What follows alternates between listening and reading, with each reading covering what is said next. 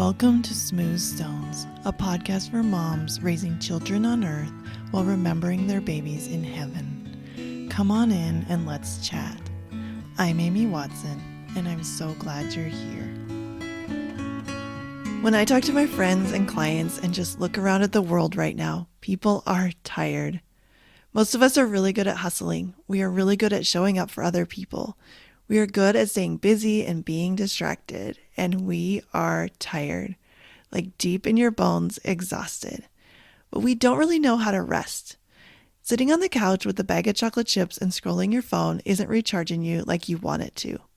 That's why this week on the podcast, I'm showing you how to rest so you can deal with life in a healthier way. And then if you want the chocolate chips, you can still have them, but just for fun, not because you need their energy. I hope you will take these few minutes with me to rest. You may be multitasking, but if you can, why don't you lay down? Get a glass of water, relax your jaw and your face and your shoulders. Feel the tension slide away.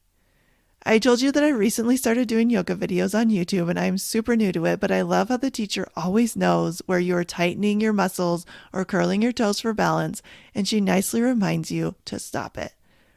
That's what I want to do for you today. Gently remind you that it's okay to take a break. More than okay. In fact, it's necessary. Let's first talk about why we don't take restorative breaks, because ladies, we have a lot of excuses. What are your top go-to reasons why you can't take a break? I'm just going to list the ones I hear the most. My to-do list is so long. I have kids. I have a job. I don't have time. I'm going to sometime in the future. I don't have enough money to get a massage, hire a babysitter, or go on vacation, etc. If I stop, everything just piles up and it's worse after I'm done resting. I can't turn my brain off, or it's lazy to rest. And there are so many others, but really what you start to see is there are just a bunch of different versions of I don't have enough, I'm going to do it later, or I can't because of what I make it mean. Let's tackle these one at a time so you can break down your excuses and be one step closer to taking a break. Because here's the truth. You can do the action of resting, but it doesn't really help you if you can't let your mind rest. You're still going to feel all those negative feelings. First up is I don't have enough. Time, money, resources, help, options, anything like that. We call this scarcity in coaching, and it can show up all over the place. When you see your brain going into scarcity mode, you have to catch it and ask yourself this question. Is it true? Do you really not have enough? And you may have to ask your brain a few times because its first answer is always going to be, yes, it's true. Let me give you a really simple example. Say you are burned out, running on fumes, and all you want is a power nap or an hour to yourself to catch up. Your friend suggests that you hire a babysitter. Depending on where you live, how many kids you have, etc., that's maybe going to run you like $5 to $20 for an hour. Your brain will immediately reject this idea. There's inflation, bills, and you can't afford to pay someone so you can have a nap. I mean, who does that? Later that day, you are so frazzled, you look at the clock and realize it's 5:15 and you haven't even thought about dinner. You end up ordering pizza and spending $50. You also forget to pay a bill and end up with a $25 late fee. Those things you pay for without scarcity because it seems like you don't have a choice. You probably have some guilt afterwards and you'll beat yourself up, but you just spend the money because dinner and bills are non-negotiable. But rest for you, that's at the bottom of the pile. It's not worth it. It's a waste of resources. If you want to turn this around, you have to start valuing yourself. Believe that your well-being is important in and of itself. Your well-being also affects the people around you at home, at work, in traffic. And I see this a lot with my clients. They're really afraid to invest in coaching because they have so many other things. And yet sometimes the best money you can spend is on you, is on your mental health, on giving yourself 45 minutes a week just to focus on you. When we talk about not having enough time, I can tell you that I don't know very many women who would say they have loads of time. So much time that they don't know what to do after they finish eating bonbons on the chaise out by the pool. We are so committed to this "I'm so busy" story. The way to turn this time scarcity around is to notice how when you do not make time for yourself to recharge and to rest, you are never going to be running at your peak. You are going to forget things, be late, not actually be present because you are thinking about the next thing you have to do. When you think you don't have enough time and you refuse to put yourself on the schedule, you end up making your thought true in so many ways. Think of another way to look at it. Put yourself on the schedule. Believe that you are important enough to take care of and keep your commitment. We would never stand up our friend if we had made a lunch date with them. So don't stand yourself for dates with yourself either.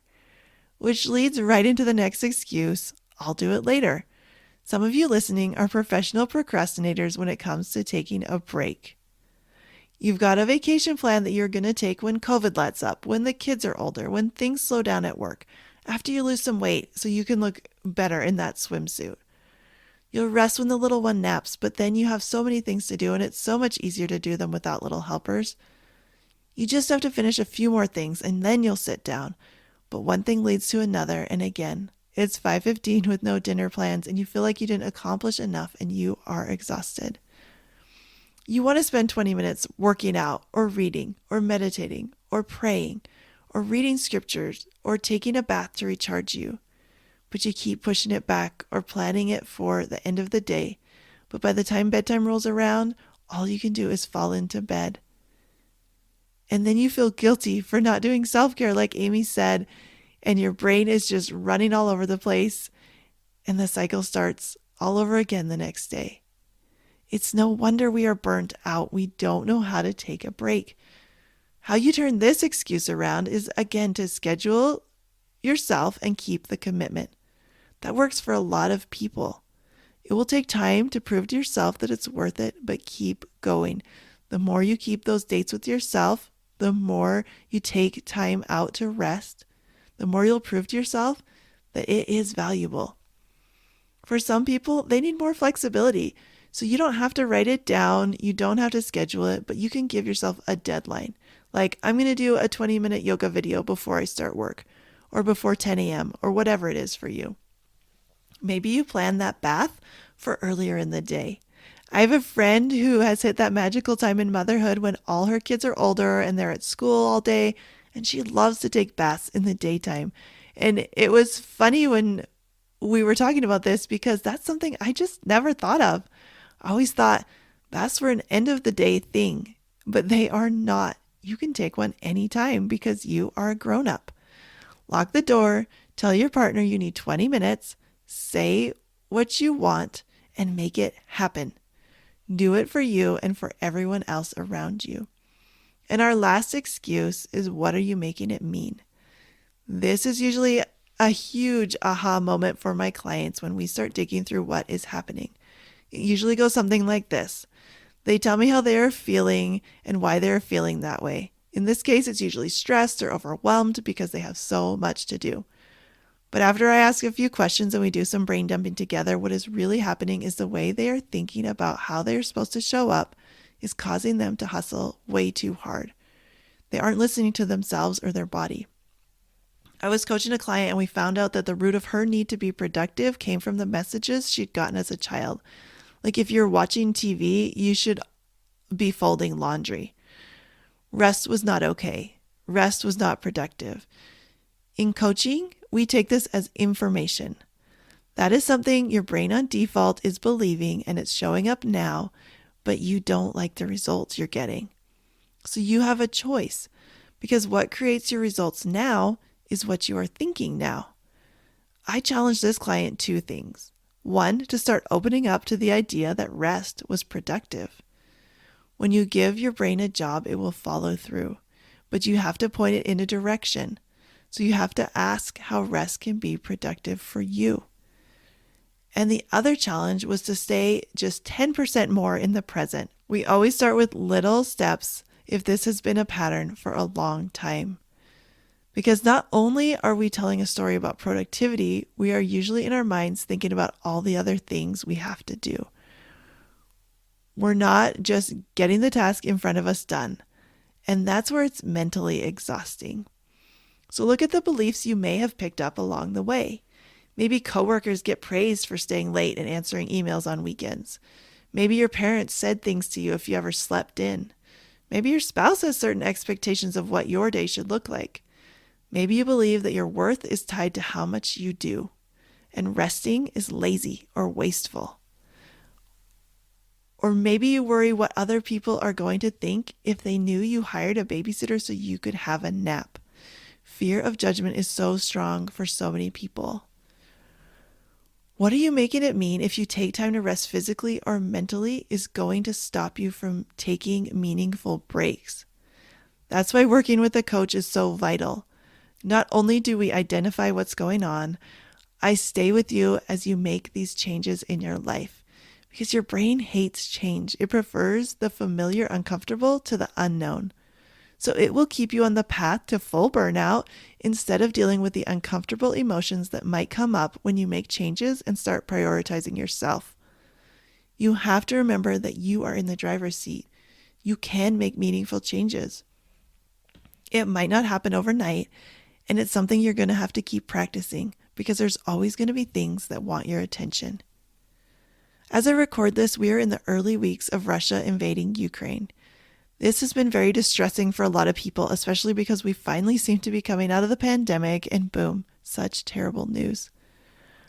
I am actually half Ukrainian. My dad's grandparents emigrated from Ukraine to Canada, and I know how much that country has been throughout history. I get frustrated that there are so many leaders who rule in such a cruel way without caring for the people they're supposed to be taking care of. I'm sad for both sides involved in the conflict. Soldiers who, for the most part, are doing what they are told because there are likely heavy consequences if they don't, no matter what they believe. And of course, the people who are scared and fleeing for their lives and trying to protect their homes and their families. And it's easy to find yourself glued to the news. It is set up to keep you there. And it seems very selfish to do anything else. And so this is another place we need to give ourselves permission to take a break. This could also go for if pregnancy announcements or social media things are really taking a toll on you. Same thing. It's okay to turn it off. It's okay to take care of you. It's okay to turn on a podcast that makes you laugh and go for a walk. It's okay to limit what you input into your brain, especially when you are grieving. Seeing so much suffering can crush your already tender, broken heart. It's okay to take some time to cry. You can even schedule that if you want. Tears are nature's pressure release valve, and I highly recommend them. Sometimes rest means you stop and let yourself feel those feelings so you can move through them. Bottling them up only makes you feel worse in the end. It's even okay to take your family and go somewhere and have a total blast. You deserve rest. Your body needs it. Your brain needs it. Your life will be so much better if you start even just a little to take breaks. Set your phone or your watch to remind you. Be firm if the people around you question you. Stop making it mean anything negative if you put yourself first. Align with yourself and with what you need. Check in with yourself. Where are you in your cycle? What is your body telling you? Make a list of things that recharge you and make it easy for you to do them. Right? Remove some of those barriers.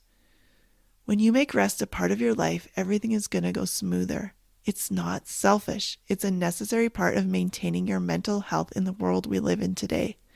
And remember, it's not about what you do. It's about what you are thinking that will help you actually make rest effective and replenishing and nourishing to body and soul. Focus on creating that for yourself, and the rest will fall into place. If you're feeling burnt out and you're ready to find yourself again and follow through with taking care of you, come talk to me. There's a link in the show notes, or you can go to smoothstonescoaching.com. I'll see you next time.